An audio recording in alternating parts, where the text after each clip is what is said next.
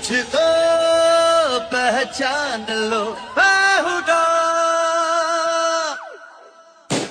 जरा देखो कौन आ गया है, ज़माने पे जो छा गया।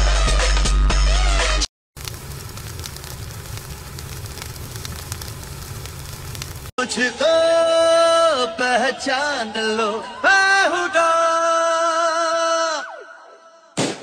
जरा देखो कौन आ गया है, ज़माने पे जो छा गया।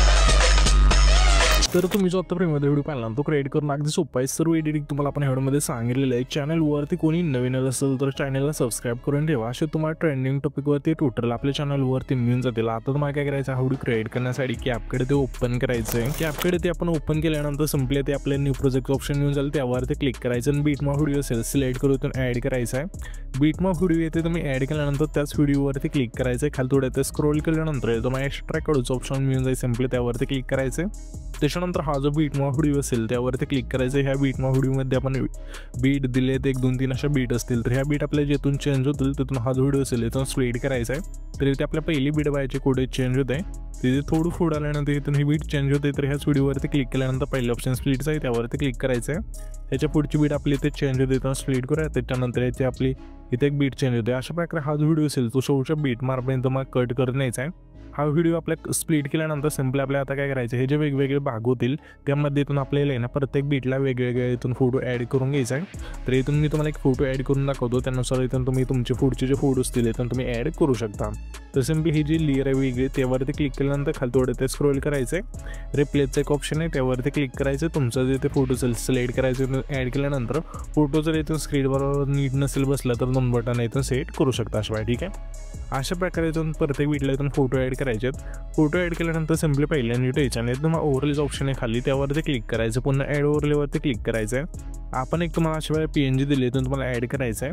हे PNG इथून ॲड केल्यानंतर ह्याची जी लेंथ अशी शेवटपर्यंत द्यायची अशा, ठीक आहे। तर मी काय करतो आता इथून फोटो ॲड करायचे राहिले बीटनुसार इथून ॲड करून घेतो, तुम्ही पण घ्या। इथे तुम्ही बघू शकाल की फोटो आपण सर्व बीटनुसार इथून ॲड केल्यानंतर सिम्पली आपलं हे जे ट्रान्झॅक्शन असेल त्यावरती क्लिक करायचं आहे। ट्रान्झॅक्शनवरती क्लिक केल्यानंतर ट्रेंडिंगमध्येच एक इफेक्ट होऊन जाईल, लुमेन फ्लॅश नावाचं इथून सिलेक्ट करायचं आहे। ह्याची खालची लेंथ असेल संपूर्ण कमी करायची, तुम्हाला अप्लाय टू ऑलचं ऑप्शन आहे त्यावरती क्लिक करू, सिम्पली आपल्याला बरोबर चिन्हावरती क्लिक करायचं। त्याच्यानंतर हा जो आपला दुसरा फोटो असेल तिथे यायचं आहे, त्या फोटोवरती क्लिक करायचं असं, ठीक आहे। तिथे आपण ह्या फोटोवरती क्लिक केल्यानंतर ॲनिमेशन्स ऑप्शन आहे खाली त्यावरती क्लिक करू, इंच ऑप्शनमध्ये द्यायचं। यामध्ये एक इफेक्ट म्हणजे जाईल उश नावाचं इथून सिलेक्ट करायचं आहे आणि बरोबर चिन्हावरती क्लिक करायचं आहे।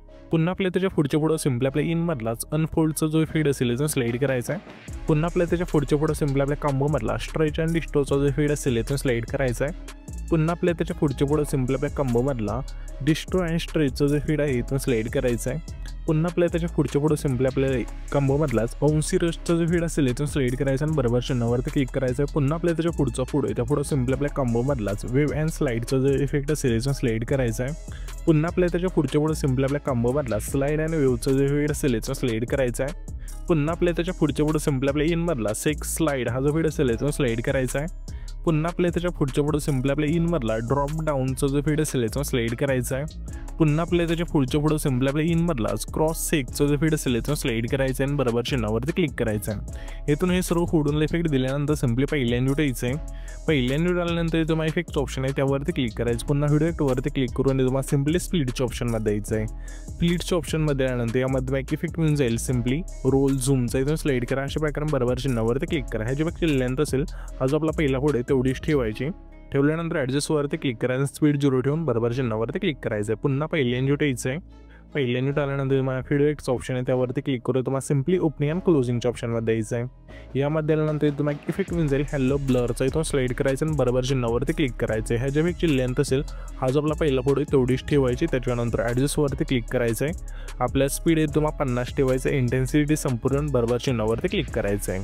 त्याच्यानंतर सिम्पली हा जो आपला आहे ना 8 सेकंदाचे तिथला पुढे तिथे यायचं जे तुम्हाला स्प्लिट केलं तिथे व्हिडिओ टूवरती क्लिक करू, तुम्हाला सिम्पली नाईट क्लबच्या ऑप्शनमध्ये द्यायचं आहे। यामध्ये एक इफेक्ट म्हणजे सेक नावाचं इथून स्लाईड करायचं आणि बरोबर चिन्हावरती क्लिक करायचं आहे।